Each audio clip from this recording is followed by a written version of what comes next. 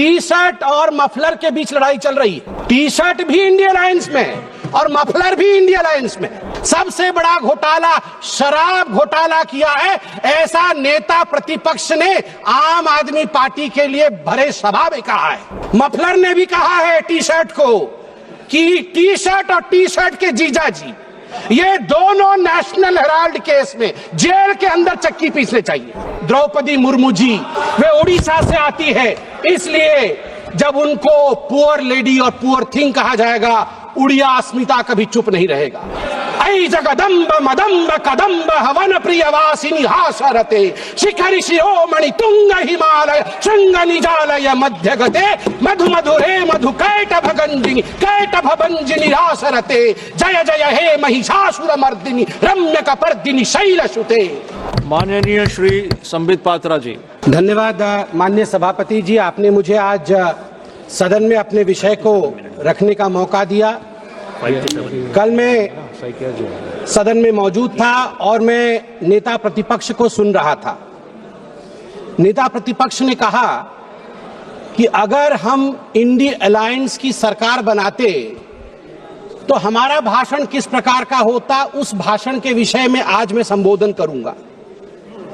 यहां सभी गणमान्य लोग बैठे हुए हैं, हिंदी समझते हैं और हिंदी में एक मुहावरा है, अगर चाची की मूंछ होती तो वो चाचा कहलाती, अगर चाची की मूंछ होती तो वो चाचा कहलाती, अब चाची की मूंछ नहीं है तो वो चाचा नहीं हो सकती। तो ये इंडिया अलायंस की सरकार बनेगी और फिर वो भाषण लिखेंगे और वो भाषण हमें सुनाएंगे, यह मौका कभी आने वाला नहीं है।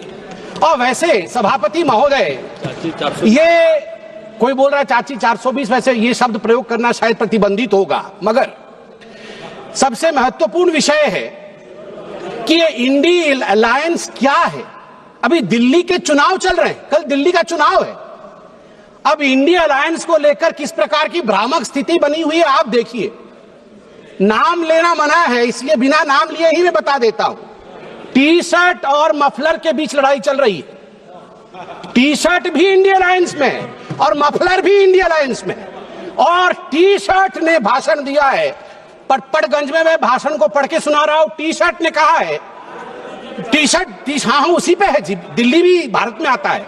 टी शर्ट ने कहा है उन्होंने एक नई तरीके की राजनीति की बात की थी, माने मफलर ने, उन्होंने एक नई तरीके की राजनीति की बात की थी। खंबे पर चढ़ गए थे स्वेटर पहनकर, छोटी सी गाड़ी में आया था। कौन सी गाड़ी थी, कौन सी गाड़ी थी, एल्टो थी, तो किसी ने पीछे से कहा नहीं वैगनार, अच्छा वैगनार से आए थे और सीधे शीश महल में जाके पार्किंग हुई है उनकी, सीधे शीश महल में। सबसे बड़ा घोटाला शराब घोटाला किया है, ऐसा नेता प्रतिपक्ष ने आम आदमी पार्टी के लिए भरे सभा में कहा है। और मफलर भी पीछे नहीं हटे, मफलर ने भी अटैक किया है। मफलर ने भी कहा है टी शर्ट को कि टी शर्ट और टी शर्ट के जीजाजी ये दोनों नेशनल हेराल्ड केस में जेल के अंदर चक्की पीसने चाहिए। ये टी शर्ट और टी शर्ट के जीजाजी बाहर कैसे हैं?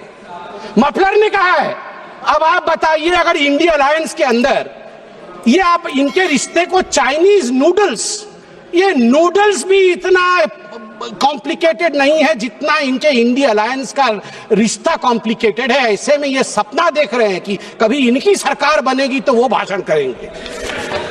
आज चीन के विषय में तो 34 बार चीन का नाम लिया गया, चीन में मैन्युफैक्चरिंग, चीन में प्रोडक्शन, सब कुछ बताया गया। आज मैं हकीकत रखना चाहता हूं। सभापति महोदय, अटल बिहारी वाजपेयी जी की सरकार, मैं कागजात लेके आया हूं मैन्युफैक्चरिंग का। चीन की मैन्युफैक्चरिंग की बढ़ाई कर रहे थे आदरणीय राहुल जी। 2004 में अटल बिहारी वाजपेयी जी के कार्यकाल में India China bilateral trade had set a new record with a total trade touching 13.6 billion US dollar and India was enjoying a comfortable trade surplus of 1.75 billion US dollars. India का ट्रेड सरप्लस था, हम export ज्यादा कर रहे थे, import कम कर रहे थे, 1.7 बिलियन डॉलर अधिक कमा रहे थे। मगर 2004 से 2014 तक 10 वर्षों में इनकी पार्टी ने ध्वस्त कर दिया उसे 25 गुना। जो डेफिसिट होता है, ट्रेड डेफिसिट, वो बढ़ा के रख दिया इंडिया और चाइना के बीच में। मैं आज सवाल पूछना चाहता हूं, यही करार हुआ था क्या? ये जो दोनों गए थे चीन में, MOU साइन हुआ था शी जिनपिंग के साथ, राहुल गांधी जी ने किया था क्या? यही करार किया था? आप बताइए। अब अनएम्प्लॉयमेंट के विषय में बातचीत हुई थी। अनएम्प्लॉयमेंट का रिकॉर्ड यहां मैं स्ट्रेट रखना चाहता हूं। RBI KLEMS, capital, labour, energy, material और सर्विसेज, इसके माध्यम से देश का एम्प्लॉयमेंट निर्धारित होता है। मैं आपको यहां आंकड़े दे दूं, जहां 2004 से 14 के बीच जब यूपीए की सरकार थी तो मात्र 2.9 करोड़ नौकरी दी गई थी। वही मोदी जी के 10 वर्ष के कालखंड में 2014 से 2024 के बीच 17 करोड़ की नौकरी दी गई है। 2.9 करोड़ वर्सेस 17 करोड़। यूपीए की कार्यकाल में एम्प्लॉयमेंट का ग्रोथ रेट मात्र 6% था और वही मोदी जी के कार्यकाल में 10 वर्षों से एम्प्लॉयमेंट का रेट 6% से बढ़ के 36%, 36% हुआ है।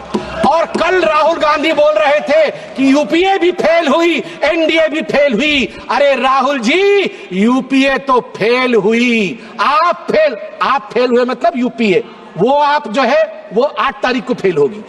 आप तो फेल हुए ही हुए हैं, मगर हम डिस्टिंक्शन के साथ पास हुए हैं, डिस्टिंक्शन के साथ।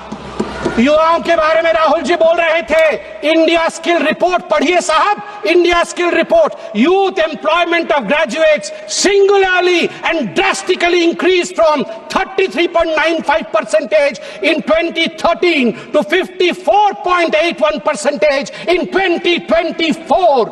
ये जंप है, ये छलांग है मोदी जी के अंतर्गत। सभापति महोदय, अधिक समय नहीं लूंगा। मैं आपको 2 और छोटे छोटे विषय हैं, गंभीर विषय है, वो रखना चाहता हूं। एक विषय है चीन को लेकर। चीन को लेकर कहा गया कि आर्मी और प्रधानमंत्री के बीच कहीं ना कहीं संबंध खराब है। चीन को लेकर कहा गया कि हमारी जमीन हड़प ली चीन ने। 38,000 वर्ग किलोमीटर, 38,000 स्क्वायर किलोमीटर भारतवर्ष का जमीन चचा नेहरू ने चीन को दिया था। और मैं यहां पर ऑन रिकॉर्ड नेहरू जी के भाषण को रख रहा हूं। नेहरू जी ने भाषण देते हुए अक्षय चिन्ह पर जब अटैक हुआ था उनके ऊपर इसी पार्लियामेंट में, तो नेहरू जी ने क्या कहा था?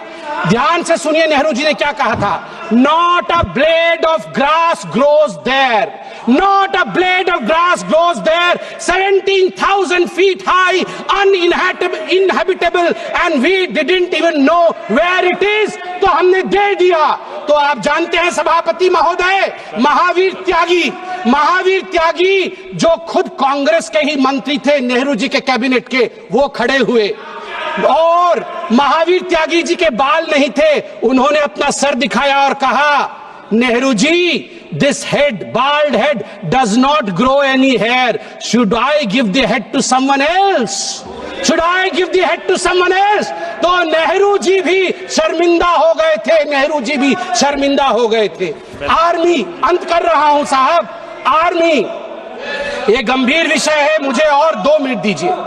आर्मी को लेकर राहुल जी ने कहा कि मोदी जी और आर्मी के बीच खाई है। मैं 2012 के एक आर्टिकल की ओर जो इंडियन एक्सप्रेस में छपा था, आपका ध्यान आकृष्ट करना चाहता हूं। हर किसी को वो आर्टिकल पढ़ना चाहिए। The January night Raisina hill was puked, 2 key army units moved towards Delhi without notifying government। और इस आर्टिकल में कहा गया है मनमोहन सिंह जी को और गांधी परिवार को लगा था कि आर्मी तख्ता पलट कर रही है। अंत में द्रौपदी मुर्मू जी जो महामहिम राष्ट्रपति है, वो मेरे राज्य से आती है, वे उड़ीसा से आती है। इसलिए जब उनको पुअर लेडी और पुअर थिंग कहा जाएगा, उड़िया अस्मिता कभी चुप नहीं रहेगा। मैं बोलूंगा ऐ जगदम्ब मदम्ब कदम्ब हवन प्रियवासिनी हासरते शिखरि शिरोमणि तुंग हिमालय शृंग निजालय मध्य गते मधु मधुरे मधु कैटभ भंजिनी रासरते जय जय हे महिषासुर मर्दिनी रम्य कपर्दिनी शैलसुते रम्य कपर्दिनी शैलसुते। भारत की नारी दुर्गा है और यहाँ शिव जी की बात राहुल जी करते हैं। आदि देव शिव है, आद्य शक्ति माँ दुर्गा है। याद रखिए हमारी राष्ट्रपति आदिवासी है, आदि काल से जिसके ऊपर जल जमीन और इस पूरे जंगल का आशीर्वाद हो, उनको बेचारा कहना उचित नहीं है। और याद रखिए जगन्नाथ जी की भूमि से आती है। द्रौपदी मुर्मू जी जगन्नाथ जी की भक्त है और जगन्नाथ महाप्रभु जिसके पीछे खड़े हैं वो भक्त कभी बेचारा नहीं हो सकता है।